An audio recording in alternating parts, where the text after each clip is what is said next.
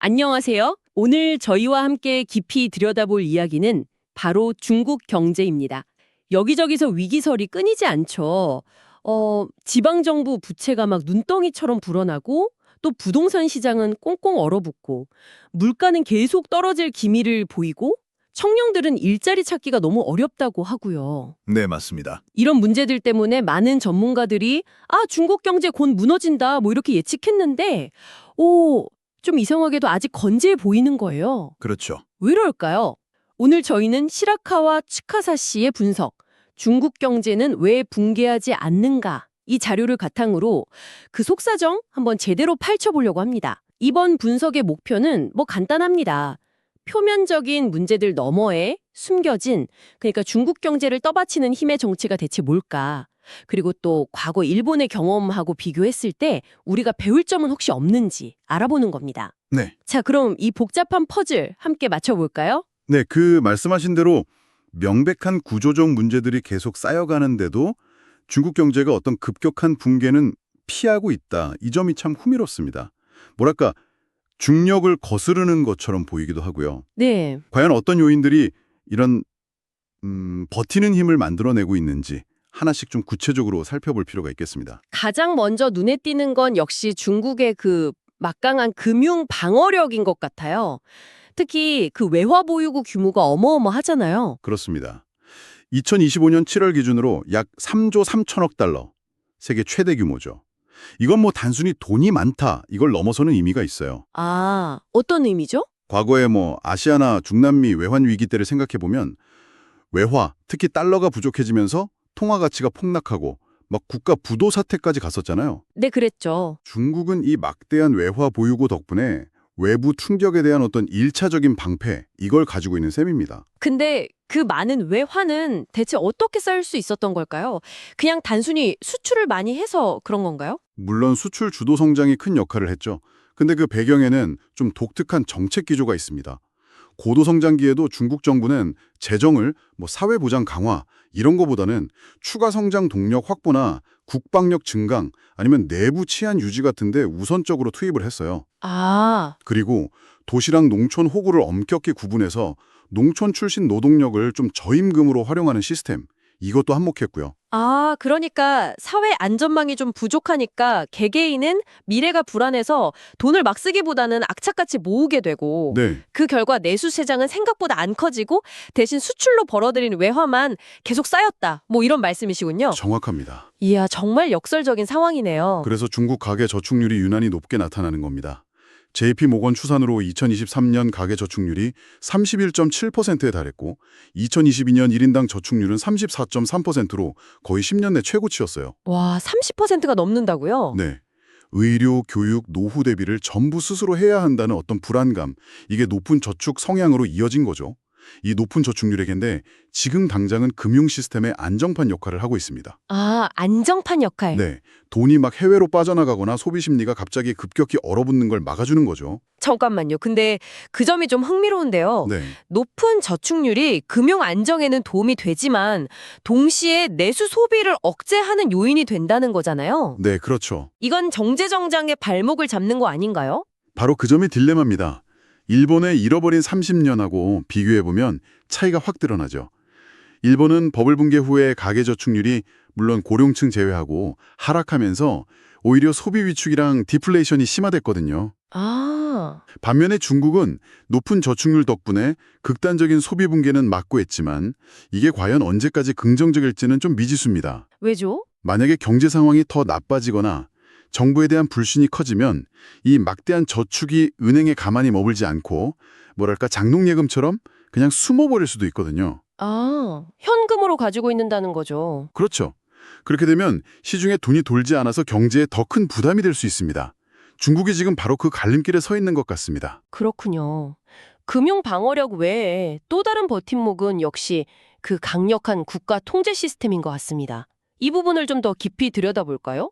어떻게 국가의 개입이 다른 나라에서는 보기 힘든 방식으로 붕괴를 막고 있는 걸까요?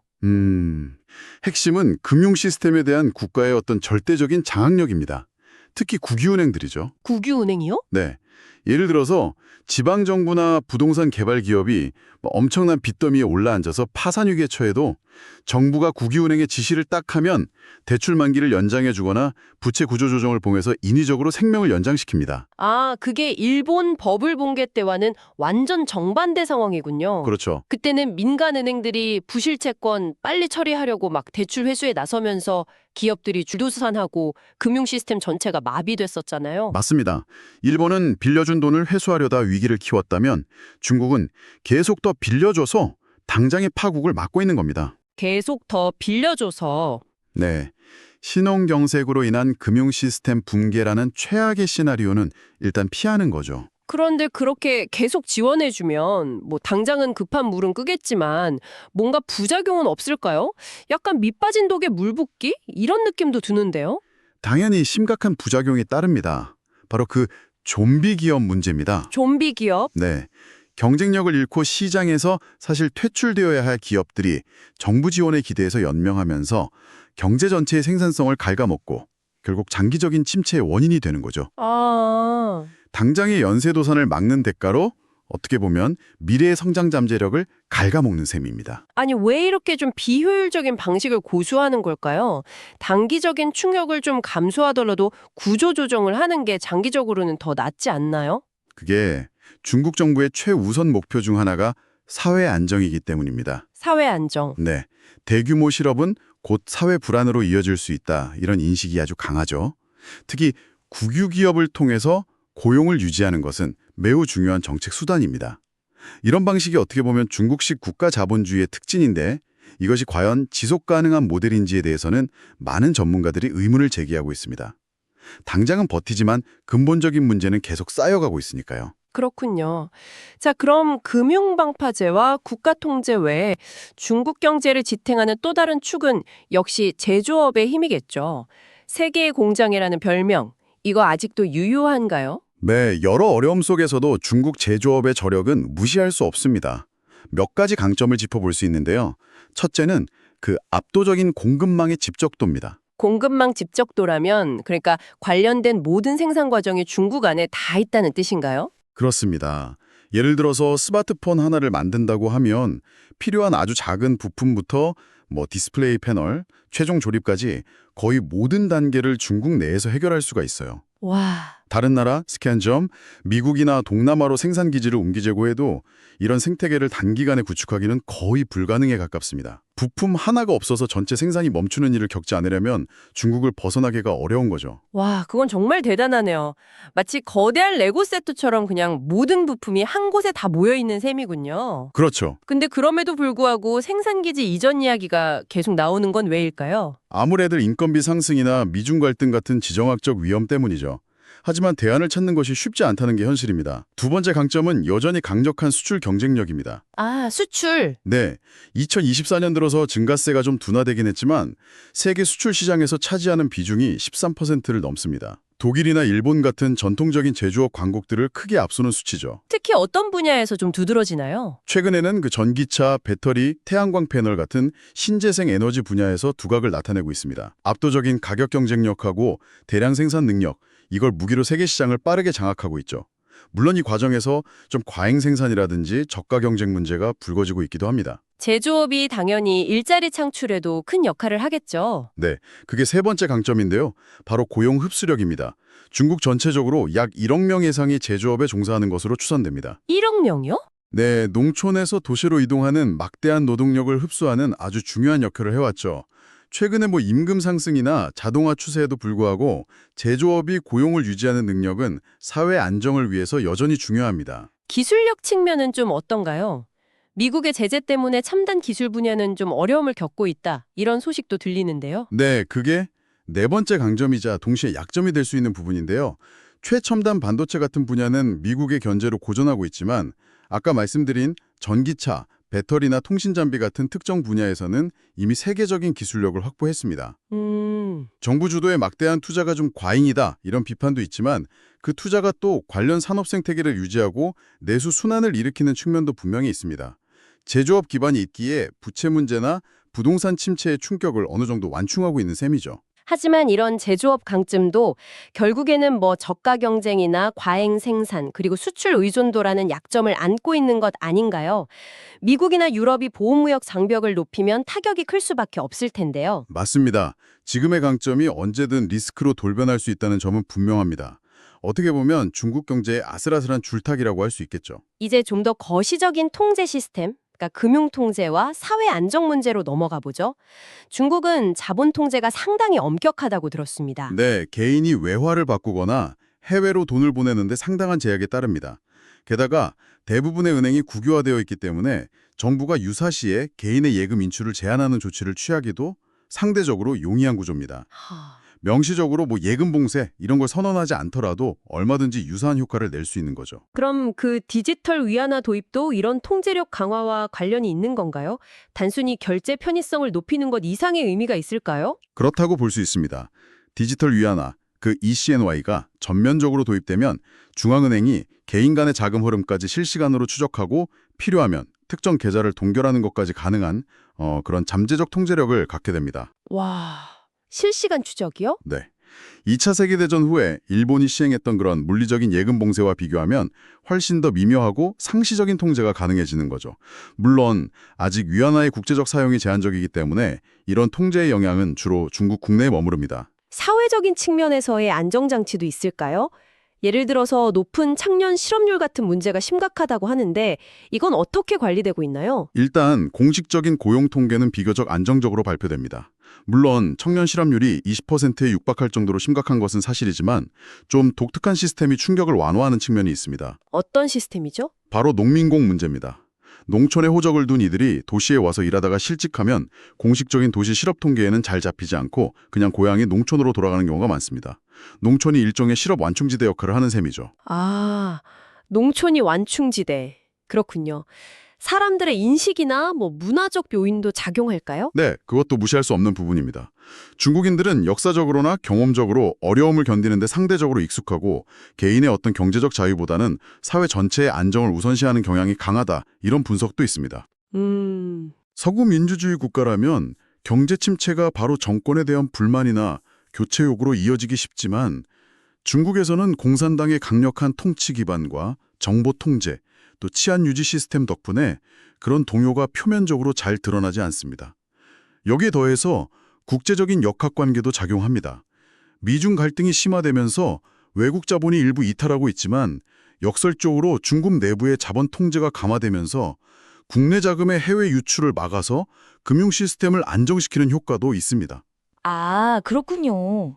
또한 중국의 공급망에 깊숙이 의존하고 있는 유럽 국가들은 중국 경제의 급격한 붕괴를 원치 않기 때문에 미국의 좀 강경한 대중국 봉쇄 정책에는 다소 소극적인 태도를 보이는 경향이 있고요.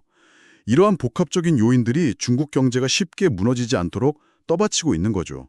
들어보니 정말 여러 겹의 안전장치가 마련되어 있군요. 하지만 이런 국가 통제에도 분명 한계는 있을 텐데요. 가장 큰 시한폭탄은 역시 처음에 언급했던 지방정부 부채, 특히 그 숨겨진 부채 문제 아닐까요? 맞습니다. 그중에서도 융자 플랫폼, 즉 LGFV를 통한 부채가 아주 심각한 문제입니다. LGFV요? 그게 정확히 뭔가요? 왜 숨겨진 부채라고 불리는 거죠? LGFV는 지방정부가 주로 인프라 건설 자금을 조달하기 위해서 설립한 특수목적 회사들입니다. 근데 문제는 이 회사들이 빌린 돈이 공식적인 지방정부 부채 통계에는 잘 잡히지 않는다는 점입니다. 아, 통계에 안 잡힌다. 네, 그래서 숨겨진 부채라고 불리죠. 2023년 말 기준으로 공식 집계된 규모만 해도 14조 3천억 위안, 우리 돈으로 하면 약 2,700조 원에 달하는데요. 실제 규모는 이보다 훨씬 클 것이라는 관측이 지배적입니다. 2,700조요. 와. 네, 중국 정부도 문제의 심각성을 인지하고 2028년까지 이 부채를 줄이겠다고 발표했지만 과연 계획대로 될지는 좀 미지수입니다. 그 규모가 어느 정도 이게 이렇게 위험하다고 하는 건가요? IMF 추산에 따르면 2024년 기준으로 중국의 비금융부문 총부채는 GDP 대비 312%에 달할 것으로 예상됩니다. 312%요? 네, 이 중에서 지방정부와 LGFV가 안고 있는 부채만 해도 GDP의 124%를 넘어설 것으로 보입니다. 이건 국가 전체의 재정 건전성에 심각한 위협이 되는 수준이죠. 아, 이런 위험 때문에 국제신용평가사 피치는 2025년 4월 중국의 국가신용등급 전망을 안정적에서 부정적으로 하향 조정하기도 했습니다. 주된 이유가 바로 이 지방부채 문제와 재정정보의 불투명성이었습니다. 중앙정부가 이 문제를 해결할 의지는 있을까요? 뭐 다른 곳에 쓸 돈도 많을 텐데요. 예를 들면 1대1로라든지. 바로 그 지점이 핵심적인 질문입니다. 중앙정부가 과연 1대1로 사업이나 군비 증강, 국내 감시체제 강화 같은 기존의 정책 기조를 바꾸고 그 재원을 지방부채 해결에 투입할 수 있을까요? 중국의 꿈이라는 구호를 내걸고 강력한 리더십을 강조하는 시진핑 체제하에서는 이게 쉽지 않은 결정일 수 있습니다. 부채 문제를 해결하려면 결국 고통스러운 구조조정과 긴축이 불가피한데 이것이 또 사회 불안으로 이어질 것을 우려할 수밖에 없죠. 그렇다면 이 모든 내용을 종합했을 때 어떤 그림이 그려질까요?